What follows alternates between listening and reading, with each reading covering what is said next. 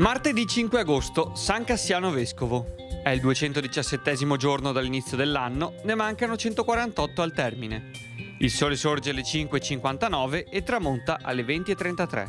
La luna si leva alle 18:29 e tramonta all'1:14.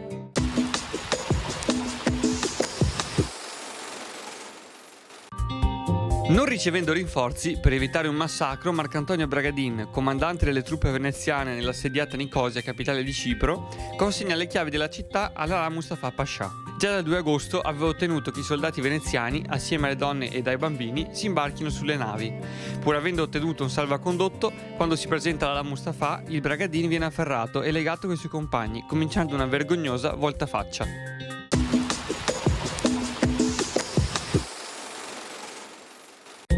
Le previsioni per domani. Cielo da sereno, poco nuvoloso a parzialmente nuvoloso, con un aumento delle nubi un po' più significativo dal pomeriggio sulle zone montane, ove non si esclude qualche modesta precipitazione. Per le temperature sono attese contenute variazioni di carattere locale, tra cui comunque prevalgono sulla pianura aumenti specie riguardo alle minime.